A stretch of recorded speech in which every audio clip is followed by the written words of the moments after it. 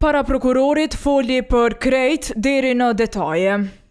Kur e kreu intervistimin në prokurorinë speciale, kryetari i Obiliqit Halil Thaçi tha se këtë e bëri si dëshmitar i diskutimeve për shpronësimin e tokave me banorët në Shqipitull. Si dëshmitar ata natyrisht që më pyeten për çdo gjë, edhe unë për çka do që unë të di, do t'i përgjigjem prokurorit.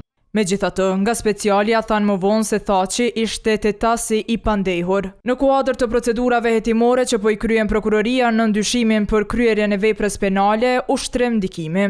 Por Thaçi mohoi që ka lidhje me diçka të tillë. Unë kam bisedu për problemet e banorëve, e kam ngritë çështjen kuvend, e ngriti sot si kryetar komune, unë prej këtu i bëj thirrje edhe korporatës energjetike të Kosovës, mi pas parasysh banorët e zonës. Banorët e zonës janë gjendje të keqe. Ky e la në faj median që ja publikoi audioincizimin. Qytetarët e komunës së Obiliqit e dinë fort mirë. E kanë Halil Thaçin kryetar, as nuk kërcënohem, as nuk shantazhohem.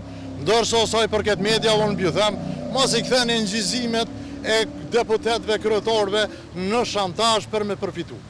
Kryetari i Obiliqit bile tha se është i kënaqur që prokuroria ka filluar të merret me këtë çështje dhe kërkoi nga ky institucion që këtë rast ta hetojë deri në fund.